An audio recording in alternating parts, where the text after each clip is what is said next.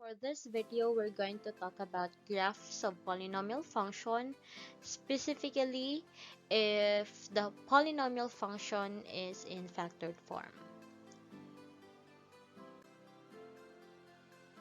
Now, our learning target for this video, hopefully after this 1 hour session, everybody can be able to graph the given polynomial functions in factored form.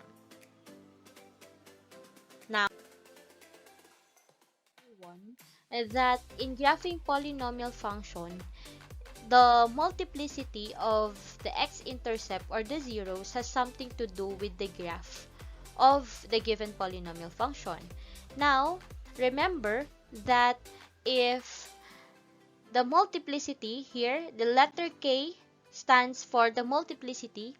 If the multiplicity of the given polynomial function is even, therefore, the graph touches the x-axis.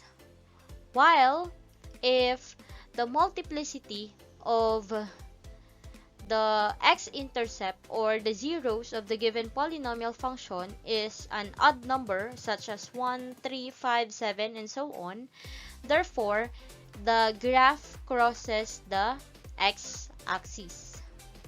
So maybe you will be able to understand it more if we will have examples. So let's have number 1.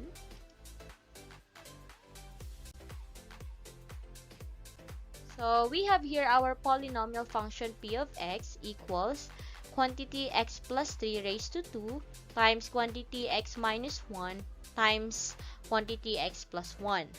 So first of all, we are going to follow the steps that we use in our previous topics, which are, of course, we need to identify the end behavior, maximum number of turning points, and then proceed with the intercepts and then graphing itself. So let's start with end behavior. As you can see, we cannot directly identify here the leading term for us to use for our leading coefficient test.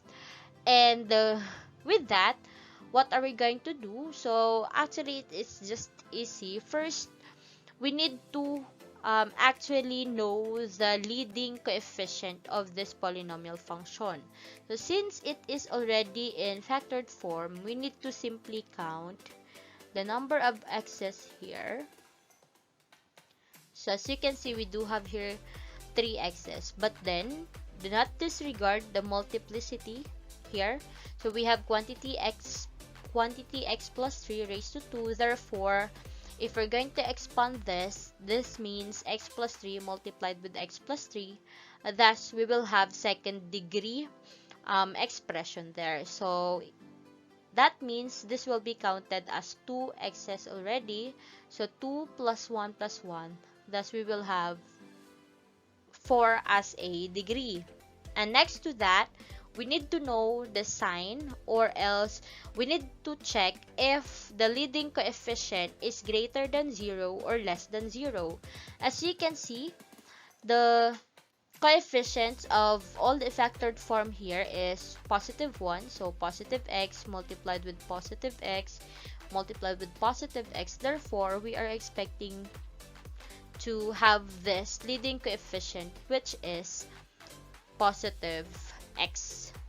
Thus, our leading term will be positive x raised to the 4th power. Therefore, we can now determine the end behavior of the graph by simply looking at the leading term, which is x raised to the 4th power. Thus, we can say that the end behavior of the graph will be, since it is even number, the degree is even, therefore, the direction of the graph of the given polynomial function will be going to the same direction. And since the coefficient is more than 0 or it is positive, therefore we can say that the 2 arrows of the graph will be going upward. Or we can write it here. Both arrows rise.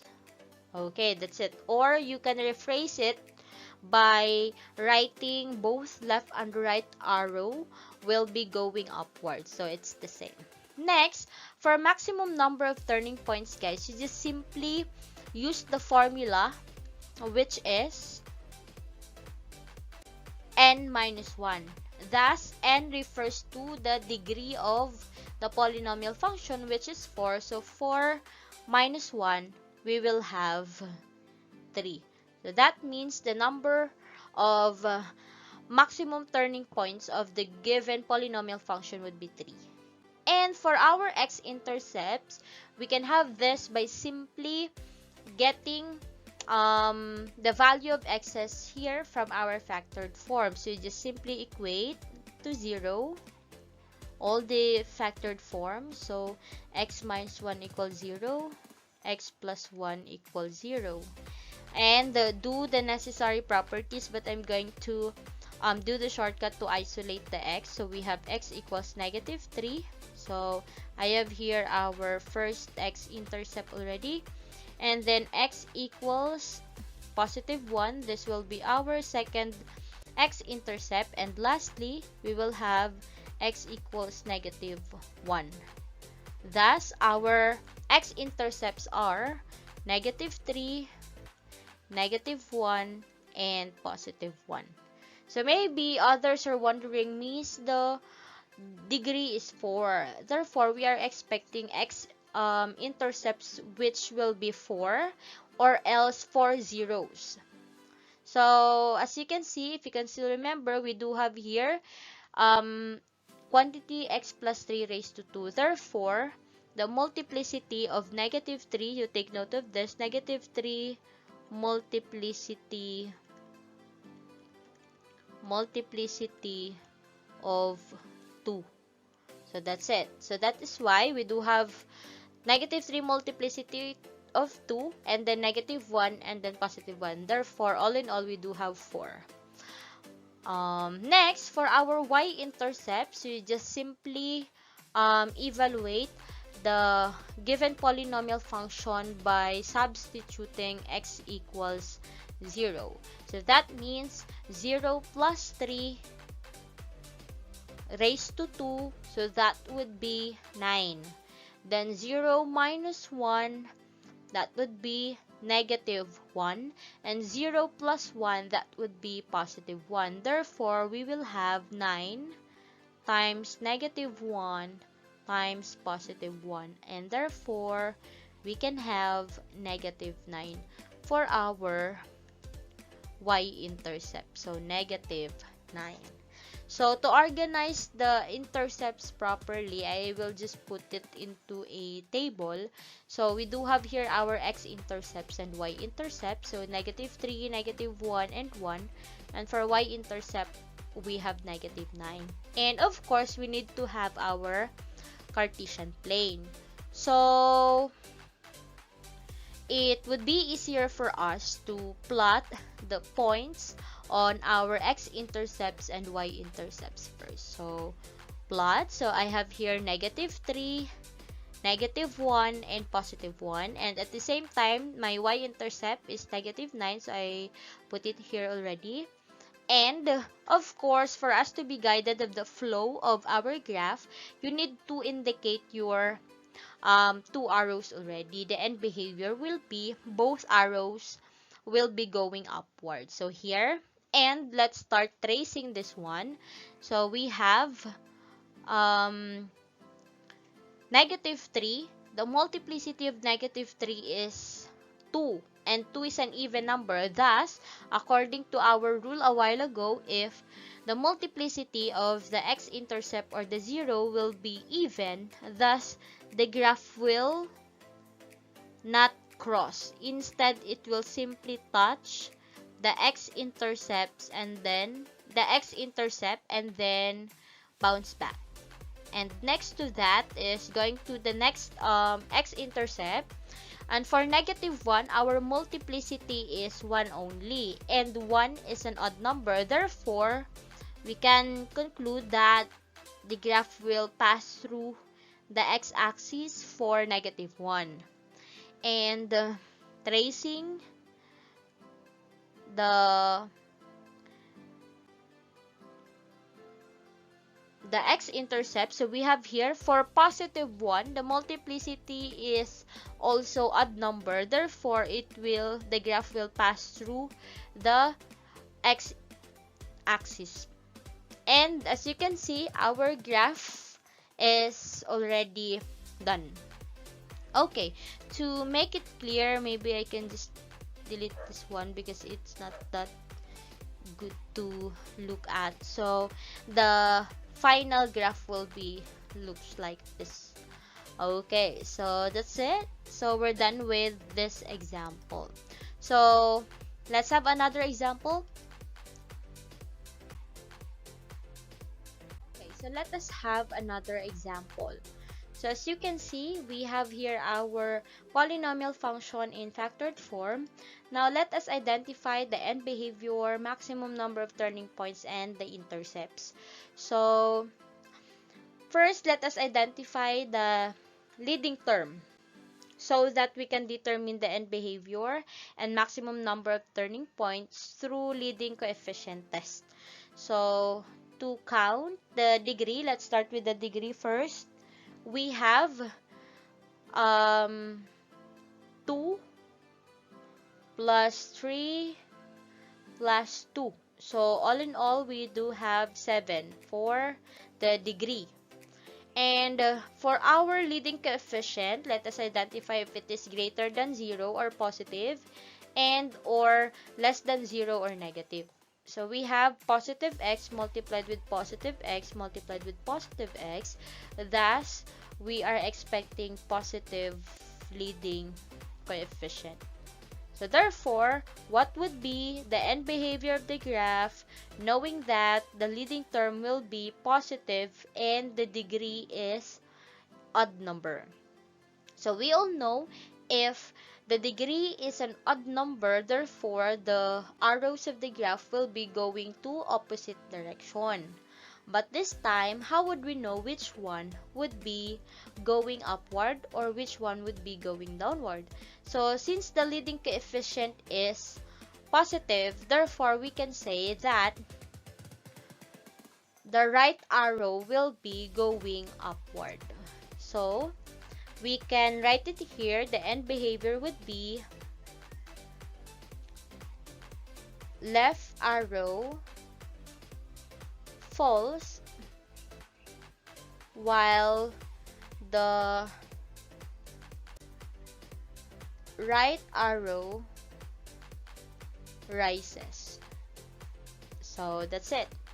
And for number of turning points, of course, we are going to use the formula, which is n minus 1, thus 7 minus 1, so we will have 6 maximum number of turning points. Okay, next is we have for the x-intercepts, you just simply equate each factored form into 0, and then you will get the values of x's. So we have negative 1, as you can see, we have negative 1. Next is positive 1. So positive 1, I'll just write it clearly. And then for x minus 3, that would be positive 3. But of course, do not forget the multiplicity of each intercept. So for negative 1, it's 2. For positive 1, it's 3. And for negative 3, it's 2. And for the y-intercept, so what would be the y-intercept? So 0 plus 1, so it's 1. 1 squared, that would be 1. Next, 0 minus 1, it's negative 1. And negative 1 raised to 3, that would be negative 1. And lastly, we have 0 minus 3, it's negative 3. Negative 3 raised to 2, that would be positive 9. So we have positive 1 times negative 1 times 9, we will have negative 9. So all in all, I'll just organize it through table. So we do have negative 1, positive 1, 3, and for y-intercept, we have negative 9. And I'll just simply put all the intercepts here. And then, of course, so that we will be guided of the flow of our graph. So of course, better if you plot as well the guide arrows. So left arrow falls, right arrow rises. So, and then start tracing. So first of all, we have -1. You check what is the multiplicity of -1. It is 2. So even number, that means it will simply touch the -1 here. Simply touch the in x-axis, I mean. So touch, and then it will bounce back. Going to the next point, and then upward. And for +1, so for +1, our multiplicity is 3. So it's an odd number, therefore it must cross the x-axis. But there is a difference between the intercept with a multiplicity 1 with intercept with multiplicity 3. So here, since our multiplicity 3, the difference is that somehow it flattens at the x-axis for a while here near the x-intercept, and then it will go upward. Okay, and then going back here for our next point, and then for +3, our multiplicity is even number 2. So that means the graph will simply touch the x-axis again at +3, and it will bounce back. And there we go. This is our graph for this polynomial function. Okay, so to make it clearer, so I'll just give you the final graph, and this would be our graph. That's it. Okay, last example. We have here, as you can see, our given polynomial function is in factored form again, but there is a constant term outside one of the factors given.